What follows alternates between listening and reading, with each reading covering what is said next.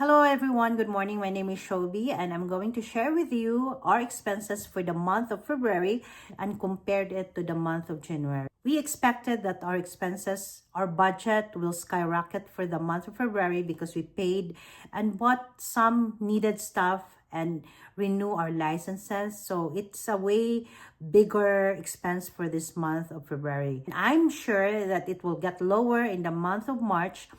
So the total expense we have for the month of January is $4,856. But then when you go here for the month of February, it skyrocket to 6,786.79. It's because we spent buying our ticket for our vacation in July. That plane ticket cost $3,437.72. House bills is $371 compared to $408.29 from last month. For our card, it's a big leap for last month. Oh my goodness, we only spent $200 for our card last month.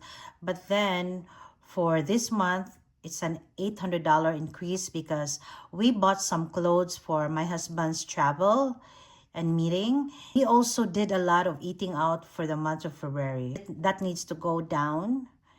And I also have to have my licenses renewed and I have to have a continuing education for my profession. But then it will get better in March. As you can see, I'm just using the very simple Google Sheet to track our expenses.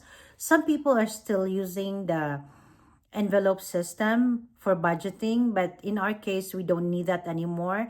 We have lived in a principle that we only spend what we need and very little on what we want and invest the rest. For you who are starting, it's good to start with the envelope system, and it really did help us when we started budgeting. So I hope you learned something from this post today, and I hope you get inspired.